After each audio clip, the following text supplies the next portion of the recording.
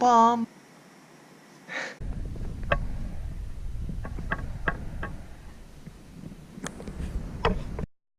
I'm going to reveal to you the most important knowledge you might ever learn.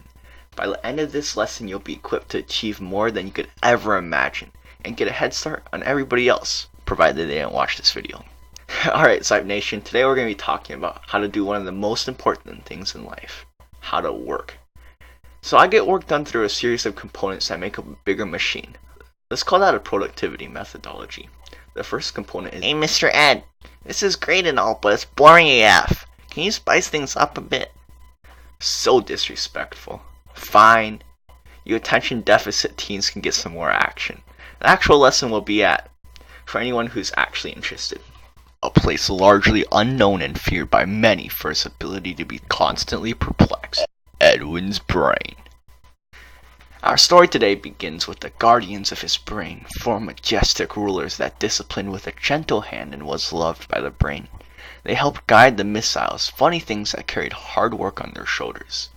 The missiles would make their way into the brain as unfinished work, and the rulers would help lead them through the brain to the other side as finished work.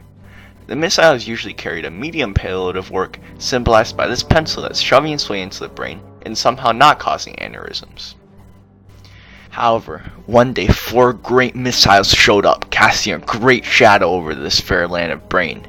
The amount of work was too much to handle, and the brain was forced to shut down in misery. The 4 rulers were shoved out in a military coup. All were terrified of the new ruler of the brain, the red light. The red light forced the brain to play games instead of working, and endlessly stare at tiny pixels until the brain felt like it was about to explode. Tiny metal pieces became lodged into the brain, warning of the spreading disease.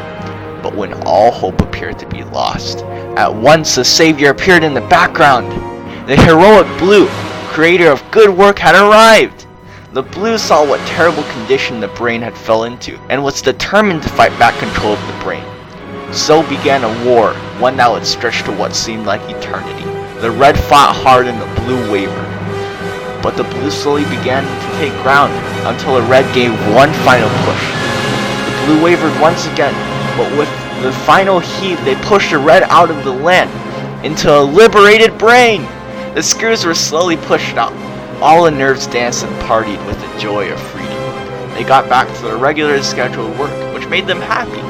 The gentle rulers came back, but suddenly, out of the blue, I get it, came a flash of blinding light, where a deep royal blue engulfed the brain in a shade even deeper than the red.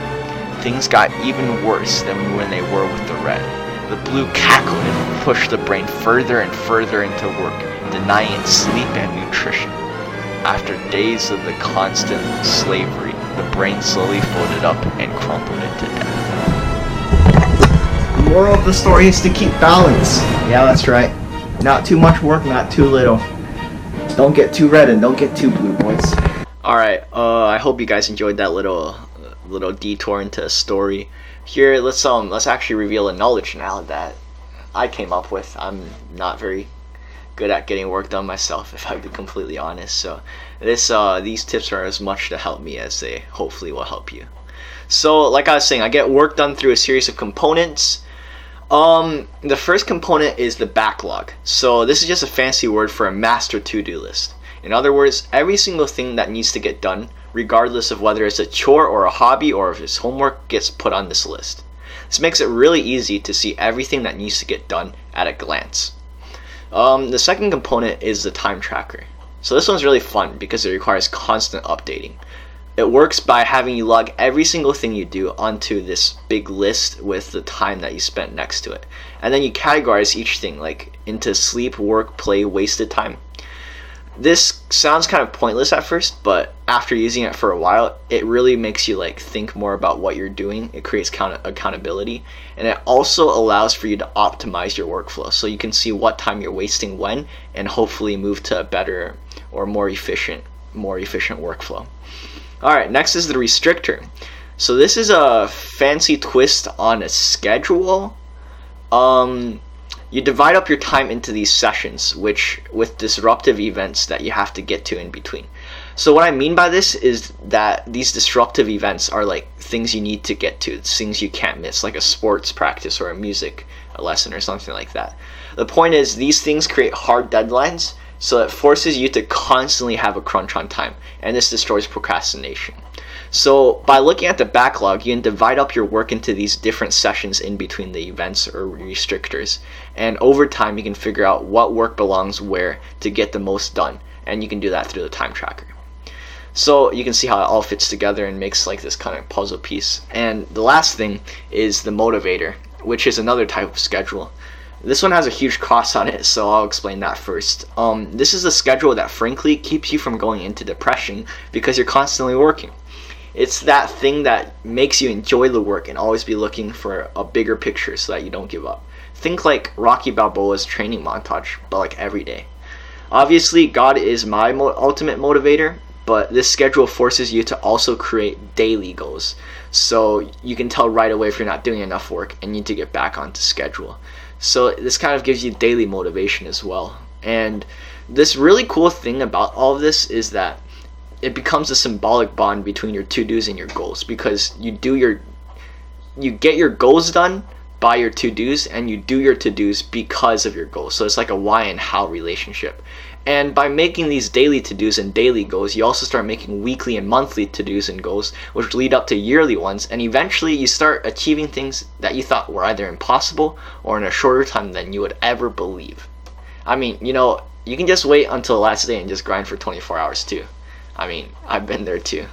I've been there way too much. But yeah, this is what I've come up with. What do you guys think? I mean, I hope it works well. I mean, the point is to get more work done faster. And while I was thinking about this, there's actually a bunch of other things that you can learn about too, such as how to learn. And there's another one that I forgot about. But yeah, I mean, it's pretty interesting stuff. At least for me, because everybody has to get work done. Alright, I'm just kind of droning now. I'm gonna end the video here. So usually I focus more on the video and then screw over the audio. And then today I did really good on the audio, but then the video was kind of not great. So someday we'll get both in, but that day is not today. Today is also not a very good day because I am wearing this.